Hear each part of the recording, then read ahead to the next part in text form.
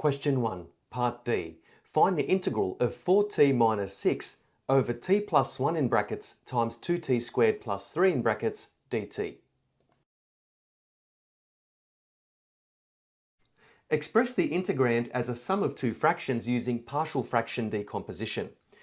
So we're going to form an identity. On the left-hand side, we have a over t plus 1 plus bt plus c over 2t squared plus 3 is equivalent to 4t minus 6 over t plus 1 in brackets times 2t squared plus 3 in brackets. Now going back to the left-hand side, we want to combine both of these fractions together into a single fraction. So we want a common denominator of t plus 1 in brackets times 2t squared plus 3 in brackets, so it's identical to the denominator on the right-hand side. When the denominators of both sides of this identity are identical, all we need to do is to equate coefficients in the numerator. So taking the first fraction on the left-hand side, so a over t plus 1, we multiply top and bottom by the denominator of the second fraction, and then we repeat the same thing on the second fraction. We multiply top and bottom by the denominator of the first fraction.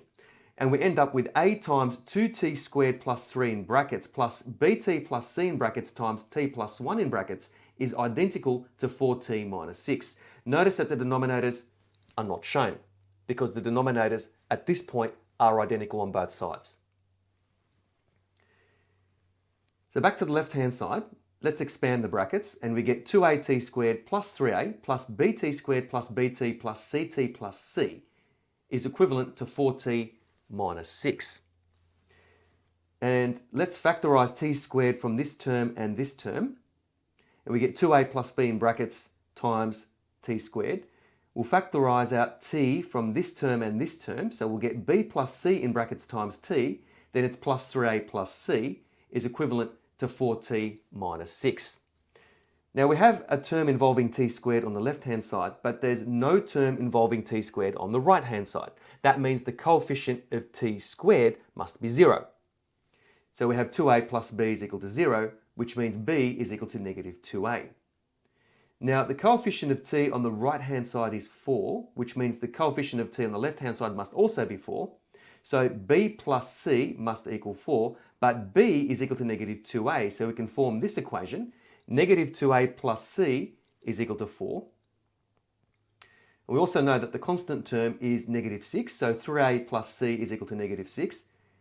And we have a second equation here. So now we have a pair of linear simultaneous equations. And we can solve that using the elimination method. So subtracting one equation from the other, we get negative 5a is equal to 10 because the term involving c is eliminated. So we get a is equal to negative 2, which implies that b is equal to 4, which also implies that c is equal to 0. Now that we have the values of a, b and c, the original integrand can be expressed as a sum of two fractions. So we can write it as the integral of negative 2 over t plus 1 plus 4t over 2t squared plus 3 in brackets dt. So integrating the first fraction, we get negative 2 times ln of the absolute value of t plus 1. Integrating the second fraction, noting that 4t is the derivative of 2t squared plus 3, we get ln of the absolute value of 2t squared plus 3 plus the constant of integration d.